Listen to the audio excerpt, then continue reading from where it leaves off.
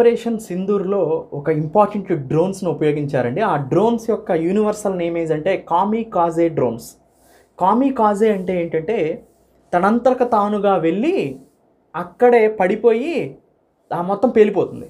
దీన్ని kamikaze drones అంటారనమాట. అంటే సూసైడబుల్ డ్రోన్స్ అనమాట. అంటే డ్రోన్ సూసైడ్ చేసుకుంటుంది పోయి.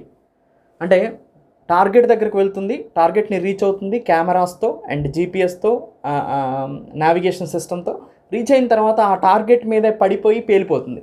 సో దీన్ని సూసైడబుల్ డ్రోన్స్ అంటారు. ఇవే కామికాజే డ్రోన్స్ అంటారు. కామికాజే అనే పదం ఎందుకు వచ్చిందంటే జపాన్లో ఇంతకుముందు కామికాజే పైలట్స్ ఉండేవాళ్ళు. వాళ్ళు ఏం చేసేవాళ్ళంటే వాళ్ళంతకు వాళ్ళు పేల్చేసుకున్నారు అనమాట టార్గెట్ కాడికి వెళ్ళి. అందుకని వీటిని కామికాజే డ్రోన్స్ అంటారు.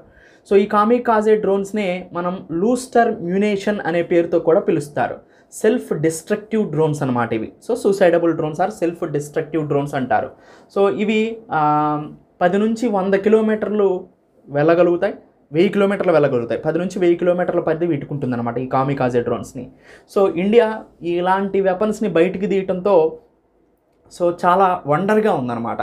సో అటువైపు స్కాల్ప్ మిస్సైల్ కానీ, కామికాజే డ్రోన్స్ కానీ అండ్ హ్యామర్ మిస్సైల్ కానీ ఇవి ఉపయోగించడం చాలా రేర్.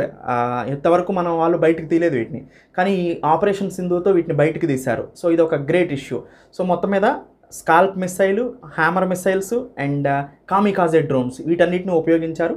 వీటిలో ముఖ్యంగా ఫ్రాన్స్ నుంచి మనం పర్చేజ్ చేసిన ఈ ఆపరేషన్ సింధూర్ మీద ఎక్కువగా ఉపయోగించినట్టు మనకు కనిపిస్తుంది.